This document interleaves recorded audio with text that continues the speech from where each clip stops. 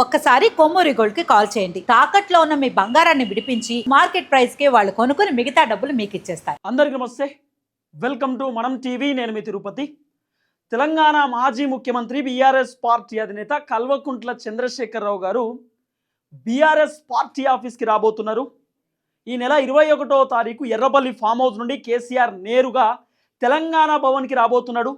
తెలంగాణ భవన్లో బీఆర్ఎస్ పార్టీకి సంబంధించినటువంటి లీడర్లతో కేసీఆర్ సమావేశం పెట్టబోతా ఉన్నాడు. దాదాపు మాజీ ఎమ్మెల్యేలు, గెలిచినటువంటి ఎమ్మెల్యేలు, తర్వాత ఓడిపోయినటువంటి ఎంపీలు, తర్వాత బీఆర్ఎస్ పార్టీకి సంబంధించినటువంటి కీలకమైనటువంటి లీడర్లు, జిల్లా స్థాయి లీడర్లు, మండల స్థాయి లీడర్లు అందరితోటి కేసీఆర్ 21వ తారీఖు పొద్దున్న నుండి దాదాపు సాయంత్రం దాకా తెలంగాణ భవన్లో మాట్లాడేటటువంటి సిచ్యువేషన్ కనబడుతున్నది. వాస్తవానికి కేసీఆర్ 17వ తారీఖు అంటే రేపు సమావేశం పెట్టాలి. రేపు పెట్టేటటువంటి సమావేశం 3వ విడత సర్పంచ్ ఎన్నికలు ఉన్నటువంటి నేపథ్యంలో రేపు వద్దని చెప్పి 19వ తారీఖు సమావేశం వాయిదా వేసినారు. 19వ తారీఖు పార్లమెంట్ సమావేశాలు ఉన్నటువంటి నేపథ్యంలో 19వ తారీఖు వద్దని చెప్పి కేసీఆర్ 21వ తారీఖుకి వాయిదా వేసినటువంటి పరిస్థితి. సో 21వ తారీఖు కేసీఆర్ నేరుగా ఎర్రబల్లి ఫామ్ హౌస్ నుండి తెలంగాణ భవన్కి వస్తాడు. పొద్దున్న నుండి సాయంత్రం వరకు బీఆర్ఎస్ పార్టీకి సంబంధించినటువంటి లీడర్లతో కేసీఆర్ మాట్లాడేటటువంటి కార్యక్రమం చేయబోతున్నాడు. ఇప్పుడు కేసీఆర్ బయటకు వచ్చి ఏం మాట్లాడతాడు, కేసీఆర్ బయటకు వచ్చి ఏం చెప్తాడు, అసలు కేసీఆర్ ఎందుకు బయటకు వస్తున్నాడు, ఇన్ని రోజులు మౌనంగా ఉన్నటువంటి కేసీఆర్, ఏం మాట్లాడనటువంటి కేసీఆర్, అసలు ఎలక్షన్ టైంలో కూడా కేసీఆర్ ఏం మాట్లాడలే, ఎలక్షన్ టైంలో కూడా కేసీఆర్ ఏం స్పందించలే.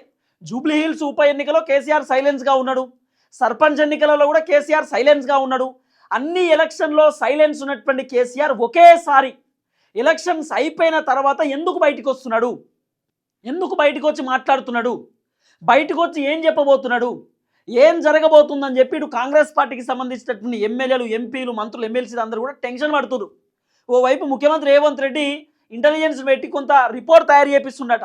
కేసీఆర్ ఎందుకు బయటకు వస్తుండు, బయటికి రావడానికి గల కారణం ఏంది, ఏం జరగబోతుంది, ఏం జరిగి ఉండొచ్చు అని చెప్పి రకరకాలుగా రేవంత్ అన్న కొంత రిపోర్ట్ తెలుసుకునేటటువంటి కార్యక్రమం చేస్తున్నాడు.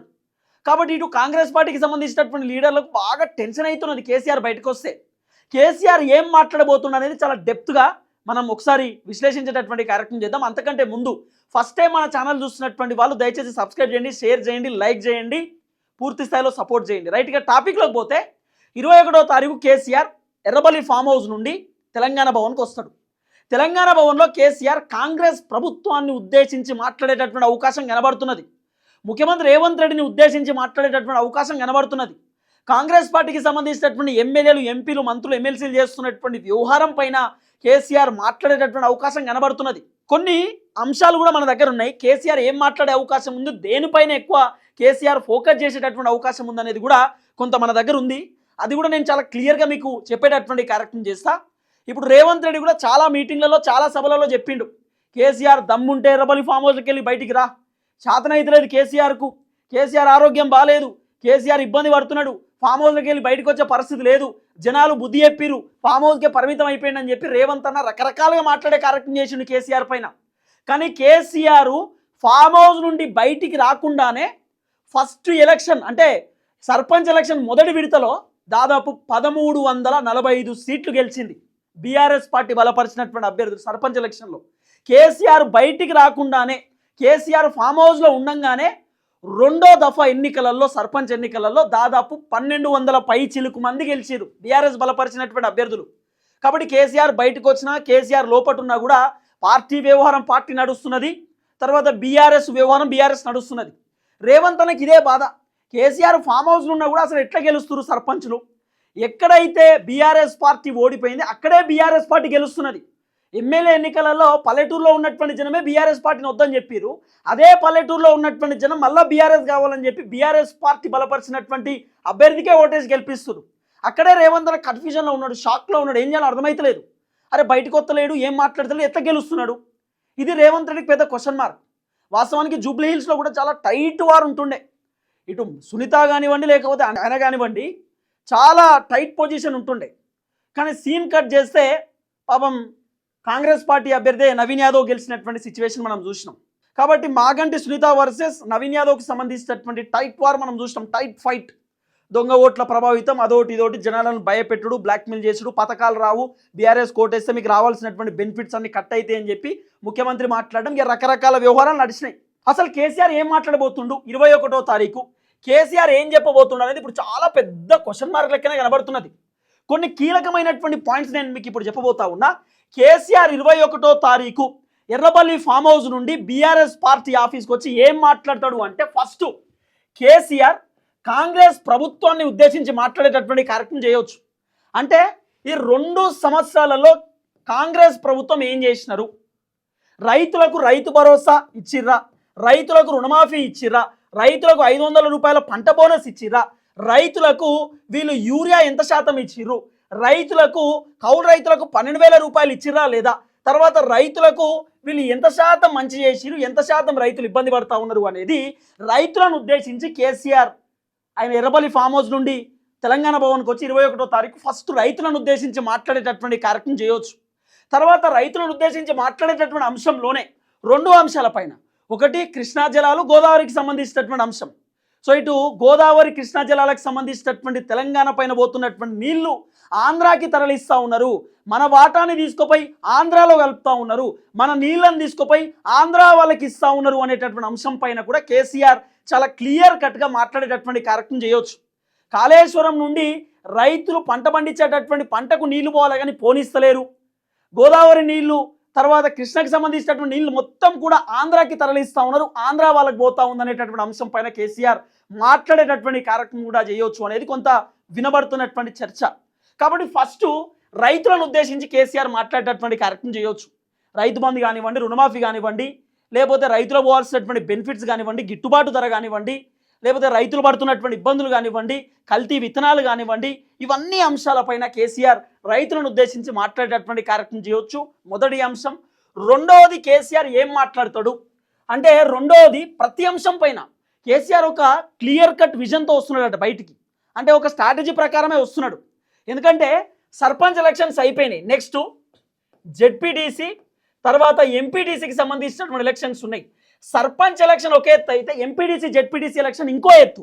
ఎందుకంటే సర్పంచ్ ఎలక్షన్స్లో పార్టీ గుర్తులు ఉన్నాయి కానీ పార్టీ బలపరిచినటువంటి అభ్యర్థులు గెలుస్తారు, కానీ ఎంపీటీసీ జెడ్పీటీసీ డైరెక్ట్ పార్టీ గుర్తులు ఉంటాయి, పార్టీ బీఫామ్లు ఇస్తాయి, పార్టీ క్యాండిడేట్ని పెడతారు, ఆ క్యాండిడేట్కి ఓటేసి గెలిపియాలి. కాబట్టి ఇది పార్టీకి సంబంధించినటువంటి ఎన్నిక. ఈ పార్టీ ఎన్నికలో జనాలకు వాస్తవాలు తెలవాలంటే, జనాలకు నిజాలు తెలవాలంటే కేసీఆర్ బయటికి రావాల్సిందే. కాబట్టి ఇప్పుడు కేసీఆర్ బయటికి వచ్చి జనాలకు వాస్తవాలు వివరించేటటువంటి కార్యక్రమం చేయబోతున్నాడు. ఆ వాస్తవాలు ఏంటి అట అంటే 6 గ్యారెంటీలకు సంబంధించినటువంటి వ్యవహారంలో కేసీఆర్ మాట్లాడబోతుండట. రెండో అంశం, 6 గ్యారెంటీలకు సంబంధించిన వ్యవహారంలో కేసీఆర్ ఏం మాట్లాడొచ్చు అంటే మహిళలకు సంబంధించిన వ్యవహారంలో మహిళలకు కాంగ్రెస్ ప్రభుత్వం 2,500 రూపాయలు ఇస్తా అని చెప్పిర్రు, ఇప్పటిదాకా ఇయ్యలేదు. తర్వాత మహిళలకు శారీస్ ఇస్తా అని చెప్పిర్రు, చీరలు ఇస్తా అని చెప్పిర్రు. దాదాపు 1 కోటి మంది మహిళలు ఉంటాయి తెలంగాణ రాష్ట్రంలో. కేవలం రేవంత్ రెడ్డి ఇప్పటిదాకా 45 లక్షల చీరలు మాత్రమే ఇచ్చిండు. దాదాపు ఇంకా 60 లక్షల చీరలు ఇవ్వాల్సినటువంటి అవసరం ఉన్నది, ఇప్పటిదాకా ఇయ్యలేదు రేవంత్ రెడ్డి అనేటటువంటి అంశం పైన కూడా కేసీఆర్ మాట్లాడేటటువంటి కార్యక్రమం చేయవచ్చు. తర్వాత కళ్యాణ లక్ష్మికి సంబంధించినటువంటి చెక్కులు కూడా ఇప్పటిదాకా వస్తలేవు. కళ్యాణ లక్ష్మి చెక్కులతో పాటు మహిళలకు తులం బంగారం ఇస్తామనేటటువంటి మాట రేవంత్ రెడ్డి చెప్పేటటువంటి కార్యక్రమం చేసిండు, ఇప్పటిదాకా ఇయ్యలేదు అనేటటువంటి అంశం చెప్పొచ్చు. తర్వాత మహిళలకు స్కూటీలు ఇస్తానేటటువంటి మాట రేవంత్ అని చెప్పిండు, స్కూటీలు కూడా ఇప్పటిదాకా ఇచ్చేటటువంటి కార్యక్రమం చేయలేదు. తర్వాత స్కూటీలతో పాటు మహిళలకు 0 వడ్డీ రుణాలకు సంబంధించినటువంటి అంశాన్ని తెరపైకి తీసుకొచ్చిండు, ఆ అంశం పైన కూడా కేసీఆర్ మాట్లాడవచ్చు. ఓవరాల్గా మహిళలను ఉద్దేశించి కూడా కేసీఆర్ మాట్లాడే కార్యక్రమం చేయొచ్చు. ఎందుకంటే రేవంత్ రెడ్డి ప్రతి సభలో మహిళలను కోటీశ్వరులను చేసినాం, మహిళలకు ఉచిత ప్రయాణం ఇచ్చినని చెప్తున్నాడు. కాబట్టి ఉచిత ప్రయాణం అనే మాటతోటి రేవంత్ రెడ్డి ఇవన్నీ చేయలేదు, కేవలం ఉచిత ప్రయాణం మీకు చూపిస్తూ ఉన్నాడు కానీ బ్యాక్ ఎండ్లో రేవంత్ రెడ్డి ఇవన్నీ చేయాల్సినటువంటి అవసరం ఉంది, చేస్తలేడు, చేయలేదు అనేటటువంటి అంశాన్ని కేసీఆర్ ఎక్స్పోజ్ చేసేటటువంటి కార్యక్రమం చేయొచ్చు. కాబట్టి మహిళలకు సంబంధించిన వ్యవహారంలో తర్వాత కేసీఆర్ ఇంకో మాట 2 లక్షల ఉద్యోగాల గురించి కూడా మాట్లాడేటటువంటి కార్యక్రమం చేయవచ్చు అనేది కూడా కొంత వినబడుతున్న చర్చ. 2 లక్షల ఉద్యోగాల గురించి అంటే నిరుద్యోగులకు మేము 2 సంవత్సరాలలో 2 లక్షల ఉద్యోగాలు భర్తీ చేస్తాం, నోటిఫికేషన్లు ఇస్తాం, జాబ్ క్యాలెండర్లు ఇస్తామని చెప్పి కాంగ్రెస్ ప్రభుత్వానికి సంబంధించినటువంటి ఎమ్మెల్సీలు ముఖ్యమంత్రి రేవంత్ రెడ్డి కాంగ్రెస్ పార్టీకి సంబంధించినటువంటి లీడర్లు చెప్పారు. ఇప్పటిదాకా ఎన్ని ఉద్యోగాలు ఇచ్చారు? రేవంత్ అని ఏం చెప్తున్నాడు, కాంగ్రెస్ వచ్చిన తర్వాత 60,000 ఉద్యోగాలు ఇచ్చినామని చెప్పి రేవంత్ అని చెప్తున్న మాట కేసీఆర్ ఈ 60,000 ఉద్యోగాల డేటా కూడా తీసిండు అనేది కొంత వినబడుతున్నటువంటి వ్యవహారం. ఈ ఉద్యోగాలకు సంబంధించినటువంటి నోటిఫికేషన్ అప్పుడు కేసీఆర్ ప్రభుత్వంలో ఇచ్చినటువంటి నోటిఫికేషన్. ఆ నోటిఫికేషన్ల తర్వాత రేవంత్ అన్న ఈ నోటిఫికేషన్లకు ఎగ్జామ్స్ పెట్టి ఆ తర్వాత నియామక పత్రాలు ఇచ్చేటటువంటి కార్యక్రమం చేసి నోటిఫికేషన్ ఇచ్చిందేమో కేసీఆర్ హయాంలో. రేవంత్ అన్న వచ్చి ఎగ్జామ్ పెట్టి నియామక పత్రాలు మేమే నోటిఫికేషన్ ఇచ్చిన మాదే అని చెప్పి ఆయనతో వాళ్ళందరికీ కూడా నియామక పత్రాలు అందజేసిండు. ఇవన్నీ డేటా కేసీఆర్ తీసేటటువంటి కార్యక్రమం చేసిండట ఈ ఉద్యోగాలకు సంబంధించిన వ్యవహారంలో. తర్వాత నిరుద్యోగులకు నిరుద్యోగ భృతి 4,000 రూపాయలకు సంబంధించినటువంటి వ్యవహారంలో కేసీఆర్ మాట్లాడబోతున్నాడట. నేనేమంటున్నా అంటే కేసీఆర్ కూడా కొన్ని తప్పులు ఉన్నాయి గత ప్రభుత్వంలో.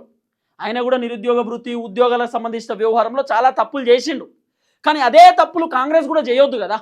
ఇప్పుడు గత ప్రభుత్వంలో జరిగినటువంటి తప్పులు జరగొద్దనే కదా కాంగ్రెస్ని అధికారంలోకి తీసుకొచ్చింది.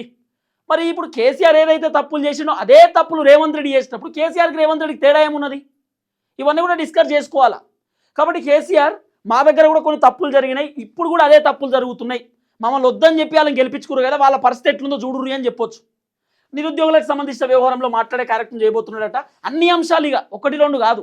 తర్వాత మెయిన్ పాయింట్ కేసీఆర్ ఏం మాట్లాడతాడు 21వ తారీఖు మెయిన్ పాయింట్ అనేది ఇది చాలా కీలకం. ఏం చెప్తాడట అంటే ఇంకోటి చేసిరు మర్చిపోయినా నేను, లేదో ఉన్నట్టుంది. ఏం చెప్తాడు అంటే కేసీఆర్ ముఖ్యమంత్రిగా ఉన్నప్పుడు దాదాపు 7 లక్షల కోట్లు అప్పు చేసిండు, 8 లక్షల కోట్లు అప్పు చేసిండు అని చెప్పి రేవంత్ అన్న చెప్పిండు కదా.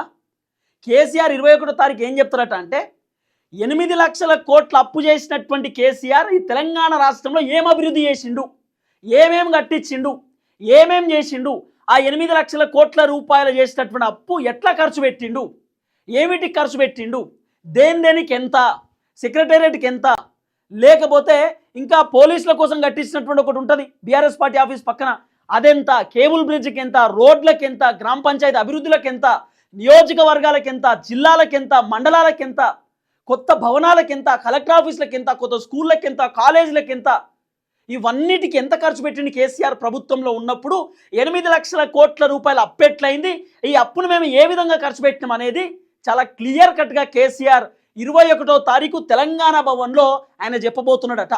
ఎందుకంటే రేవంత్ అన్న పదే కేసీఆర్ అప్పు చేసిండు కాబట్టి మేము రైతు బంధు ఇవ్వలేకపోతున్నాం, కేసీఆర్ అప్పు చేసిండు కాబట్టి పెన్షన్ ఇవ్వలేకపోతున్నాం అని చెప్పి రేవంత్ అన్న డైలాగులు కొడుతున్నాడు కదా. మేము దేనికోసం అప్పు చేసినాం, అప్పు చేయడానికి గల కారణం ఏందనేది కేసీఆర్ చెప్పబోతుండట. అప్పు ఎట్లయింది, దేనికి అప్పు చేసినాం, ఈ అప్పు లెక్క మొత్తం కేసీఆర్ చెప్పే కార్యక్రమం చేయబోతున్నాడట. కానీ దీంట్లో కేసీఆర్ కాంగ్రెస్ ప్రభుత్వాన్ని అడిగేటటువంటి ప్రశ్న ఏంది చెప్పనా? కేసీఆర్ చెప్తాడు ఆ రోజు మ్యాక్సిమం నాకు తెలిసి నేను అనుకుంటున్నా 21వ తారీఖు కేసీఆర్ ఏం చెప్తాడు అనేది కొంత, ఎందుకంటే మనం దాదాపు 10 సంవత్సరాల నుండి కేసీఆర్ స్పీచ్లు కేసీఆర్ మాటలు మనం విన్నాం కదా, కొంత మనకు కూడా తెలుస్తుంది కేసీఆర్ ఏం మాట్లాడతారు ఏం కథ అనేది మనకు ఒక ఐడియా వస్తుంది. ఏం చెప్పే అవకాశం ఉంది కేసీఆర్ అంటే 8 లక్షల కోట్లు అప్పు చేసినటువంటి నేను మిషన్ భగీరథ పట్టుకొచ్చిన, 8 లక్షల కోట్లు అప్పు చేసిన నేను కాళేశ్వరం ప్రాజెక్టు కట్టిన, అనేకమైనటువంటి ప్రాజెక్టులు కట్టిన, రోడ్లు కట్టిన, బిల్డింగ్లు కట్టిన, ఇవన్నీ కేసీఆర్ లెక్క చెప్తాడు. కానీ రేవంత్ రెడ్డిని అడుగుతాడు కేసీఆర్ రేవంత్ రెడ్డిని అడుగుతాడు. ఏమని అడుగుతాడంటే కాంగ్రెస్ అధికారంలోకి వచ్చిన 2 సంవత్సరాలలో 2 లక్షల పై చిలుకు అప్పు చేసినటువంటి రేవంత్ రెడ్డి ప్రభుత్వం ఈ తెలంగాణ రాష్ట్రంలో నువ్వేం కట్టినవో చెప్పు అని కేసీఆర్ అడుగుతాడు. అప్పుడు రేవంత్ అన్న దగ్గర సమాధానం ఉంటుందా? అప్పుడు రేవంత్ అన్న చెప్పాలి, రోడ్లు వేసినాం, కొత్త హాస్పిటల్ కట్టించినాం, కొత్త కాలేజీలు కట్టించినాం, కొత్త బిల్డింగ్లు కట్టించినాం, లేకపోతే కొత్త పథకాలు ఇచ్చినాం, అవన్నీ రేవంత్ అన్న చెప్పుకోవాలి. తర్వాత కేసీఆర్ ఇంకో మాట కూడా అడగొచ్చు. ఇప్పుడు ఇక్కడ మెస్సీ వచ్చిండు కదా, Messi welcome to Hyderabad, join with us అని చెప్పి ఇంగ్లీష్లో రేవంత్ అన్న మాట్లాడిండు కదా, ఇంగ్లీష్లో ఏడా ఉపల్ స్టేడియంలో.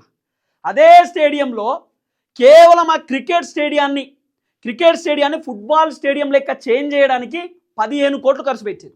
15 కోట్లు. మెస్సీ ఇక్కడికి వచ్చి ఫోటోలు దిగి ఆ ఫుట్బాల్ హంగామా అంతా చేయడానికి 168 కోట్ల రూపాయలు కాంగ్రెస్ ప్రభుత్వం అక్షరాల ఖర్చు పెట్టిర్రు. కేవలం ఫుట్బాల్ కోసం, ఫుట్బాల్ ఆట 20 నిమిషాల ఆట కోసం దాదాపు 168 కోట్ల రూపాయలు కాంగ్రెస్ ప్రభుత్వం ఖర్చు పెట్టిరంటే వాళ్ళ వ్యవహారం ఎట్టుందో చూడు. కేసీఆర్ అదే చెప్పొచ్చు 21వ తారీఖు. ఈ తెలంగాణ రాష్ట్రంలో రైతు బంధు ఇప్పటిదాకా గతి లేదు, రుణమాఫీ ఇప్పటిదాకా కాలేదు, పెన్షన్ 4,000 రూపాయలు అని చెప్పి రాలేదు, మస్తుగునే పథకాలన్నీ ఆగిపోయినాయి, ఆగమాగం పరిస్థితి, తెలంగాణలో బడ్జెట్ లేదని చెప్పి చక్కగా పనిచేసే పరిస్థితి లేదు, ప్రభుత్వ ఉద్యోగాలకు చక్కగా జీతాలు ఇచ్చే సిచ్యువేషన్ లేదు, రిటైర్డ్ అయినటువంటి ఉద్యోగులకు ఇప్పటిదాకా బెనిఫిట్స్ పోయే పరిస్థితి లేదు, పెన్షన్లు ఇచ్చే పరిస్థితి లేదు, ఇక టీఏలు డిఏలు పిఏలు పిఎఫ్లు కానీ గట్టి అయిపోయినాయి, అవి వచ్చే పరిస్థితే లేదు. ఇవన్నీ అయినటువంటి కాంగ్రెస్ ప్రభుత్వానికి ఏమో ఇక్కడ global rising, Telangana global rising అని చెప్పి రేవంత్ అన్న 100 ఎకరాలలో పెద్ద పెట్టిండు. అవి మొత్తం గుడారాలు ఇట్లా ఊత్తి ఊసిపోతాయి గట్లున్నాయి. అది 100 కోట్ల రూపాయలు ఖర్చు పెట్టిండు అన్న. దాదాపు 100-150 కోట్లు పెట్టి వీళ్ళని పిలిచిండు. అమెరికాలకు వెళ్ళి కంపెనీలు 5 లక్షల కోట్లు తెచ్చినాం, 6 లక్షల కోట్లు తెచ్చినాం పెట్టుబడులు, హైదరాబాద్లో పెద్ద పెద్ద కంపెనీలు వస్తాయి, ఇప్పుడు మొత్తం ఫ్యూచర్ సిటీ హైదరాబాద్ అని చెప్పి 200 కోట్ల ఆర ఖర్చు పెట్టిండు. మెస్సీ వస్తున్నాడని చెప్పి ఫుట్బాల్ కోసం 168 కోట్లు ఖర్చు పెట్టిండు. 300-400 కోట్లు కేవలం రేవంత్న ఉత్త పుణ్యానికి ఖర్చు పెట్టిండు. ఏమొచ్చినాయి మన హైదరాబాద్కి? ఏం తీసుకొచ్చినాయి ఇప్పటిదాకా? ఎంఓయూలు కుదిరించుకున్నటువంటి దావోస్లో కంపెనీలు ఇప్పటిదాకా ఎందుకు ఒక్కటి రాలే? ఇవన్నీ కేసీఆర్ అడగవచ్చు. ఇవన్నీ కేసీఆర్ దగ్గర లిస్ట్ ఉందట. నేను కూడా కొంతమంది బీఆర్ఎస్ లీడర్తో వీళ్ళతో మాట్లాడినా, ఏం మాట్లాడబోతుండు మరి కేసీఆర్ బయటకు వస్తుందట అంటే అన్నీ మాట్లాడబోతుండు, అన్నీ ఉన్నాయి ఆయన దగ్గర, అన్నిటిపైన రెస్పాన్స్ కాబోతుందనే మాట చెప్పిండు. అంటే మ్యాక్సిమం ప్రెస్ మీట్ పెట్టడా అనేది క్వశ్చన్ మార్కే. కానీ బీఆర్ఎస్ పార్టీ లీడర్లతో మాత్రం బలంగానే మాట్లాడతారు, గట్టిగానే చెప్తారట. ఏం చేయాలి, ఏంది, ఏ స్ట్రాటజీ ఫాలో కావాలి, ఏం చేయాలనేది కొంత చెప్పే కార్యక్రమం చేయబోతుండట. మరి ఒకవేళ కేసీఆర్ ప్రెస్ మీట్ పెట్టినా కూడా ఆశ్చర్యపోవాల్సినటువంటి అవసరం లేదు. ఆయన ఏదైనా చేయవచ్చు. ఒకటి ఫుట్బాలు, తర్వాత ఇక్కడ కాలేజ్ ఏంది, హైదరాబాద్ సెంట్రల్ యూనివర్సిటీ కదా, హెచ్యు, హైదరాబాద్ సెంట్రల్ యూనివర్సిటీ గురించి కూడా మాట్లాడే కార్యక్రమం చేయబోతున్నాడు. 2 లక్షల కోట్ల రూపాయలు రేవంత్ రెడ్డి అప్పు చేసి దేనికి ఖర్చు పెట్టిన ఏం కథ అనేది. తర్వాత ఇప్పుడు ఇక్కడ ఏంది, ఫ్యాక్టరీస్కి సంబంధించిన భూములు ఉన్నాయి కదా, ఆ భూములను రేవంత్ అన్న వేరే వాళ్ళకి అప్పయ్యపనికి రెడీగా ఉన్నాడని, దాదాపు కొన్ని వేల ఎకరాల ల్యాండ్ రేవంత్ రెడ్డి అమ్ముకోనికి రెడీగా ఉన్నాడని చెప్పి రకరకాల చర్చలు నడుస్తున్నాయి. 5 లక్షల కోట్లు అంటారు, ఒక ఆయన 2 లక్షల కోట్లు అంటారు, 3 లక్షల కోట్లు అంటారు, ఇక రకరకాల వ్యవహారం వినబడుతున్నది. ఇవన్నిటిని ఉద్దేశించి కేసీఆర్ మాట్లాడే కార్యక్రమం చేయవచ్చు. ఇవన్నిటిని ఉద్దేశించి కేసీఆర్ బలంగా ప్రశ్నించేటటువంటి కార్యక్రమం చేయవచ్చు. ఇప్పుడు కేసీఆర్ అడిగేటటువంటి ప్రశ్నలకు రేవంత్ రెడ్డి వాళ్ళు ఇట్లా రాసుకోవాలి పేపర్ మీద, ఆయన ఏం మాట్లాడబోతుండో, ఆయన ప్రశ్నలు ఇప్పుడు సమాధానం ఇవన్నీ చెప్పుకోవాలన్నట్టు. రేవంత్ అన్న కూడా కేసీఆర్ వచ్చి మాట్లాడినాక ఉల్టా రేవంత్ అన్న కూడా ప్రెస్ మీట్ పెడతాడు. ప్రెస్ మీట్ పెట్టి రేవంత్ అన్న కూడా కేసీఆర్ గట్టిగా దంచుతాడు. ఏమని, నువ్వేం చేసినావు 10 సంవత్సరాలలో, అది చేసినావు, ఆ స్కాము ఈ స్కామ్ అని చెప్పొచ్చు. నేనేమంటున్నా, కేసీఆర్ ముఖ్యమంత్రి ఉన్నప్పుడు అవినీతి జరగలేదా అంటే ఖచ్చితంగా అవినీతి జరిగింది. కేసీఆర్కి తెలిసి కొన్ని జరిగినాయి, కేసీఆర్కు తెలవక కొన్ని జరిగినాయి. ఇప్పుడు నియోజకవర్గంలో ఉన్నటువంటి ఎమ్మెల్యేలు చేసినటువంటి అరాచకాలన్నీ కేసీఆర్ దగ్గరికి పోలే, కేటీఆర్ దగ్గరనే ఆగిపోయినాయి, హరీష్ రావు దగ్గరనే ఆగిపోయినాయి. అదే అరాచకాలు కేసీఆర్ కనుక తెలిస్తే కేసీఆర్ తీసి మూలకేస్తుండే కదా. అప్పుడు తెలియదు కేసీఆర్కు, తెలిసి కూడా కొన్ని విషయాలలో కేసీఆర్ సైలెన్స్ ఉండొచ్చు. కానీ రేవంత్ అన్న ప్రభుత్వం మీరు చూస్తున్నారు, ఏ ఎమ్మెల్యే అయినా తప్పు చేస్తా తప్పును రేవంత్ అన్న పుసుక్కున మందలిద్దామంటే రేవంత్ అన్న భయపడుతున్నాడు. నా ముఖ్యమంత్రికి ఎసరు పడుతుందేమో, నా ముఖ్యమంత్రి పదవి పైన కుట్ర చేస్తారేమో, ఆయన నన్ను తీసేస్తారేమో అని చెప్పి ఎవ్వరు ఏదైనా చేసుకుని నా పదవి అయితే నేను కాపాడుకోవాలనే ఆలోచనలో ఉన్నాడు. కాబట్టి ఖచ్చితంగా కేసీఆర్ ఉన్నప్పుడు కేసీఆర్ హయాంలో అవినీతి జరిగింది, ఇప్పుడు కాంగ్రెస్ ఉన్నప్పుడు కాంగ్రెస్లో భారీ ఎత్తున అవినీతి జరుగుతుంది. కాబట్టి కేసీఆర్ ఇప్పుడు 21వ తారీఖు ఎర్రబల్లి ఫామ్ హౌస్ నుండి బయటకు వచ్చి తెలంగాణ భవన్లో కాంగ్రెస్ ప్రభుత్వాన్ని ముప్పతిప్పల పెట్టడానికి, కాంగ్రెస్ ప్రభుత్వాన్ని ప్రశ్నల వర్షం కురిపియడానికి కేసీఆర్ బయటికి రాబోతా ఉన్నాడు. కేసీఆర్ ఎర్రబల్లి ఫామ్ హౌస్ నుండి వచ్చి తెలంగాణ భవన్లో మాట్లాడేటటువంటి కార్యక్రమం చేయబోతా ఉన్నాడు.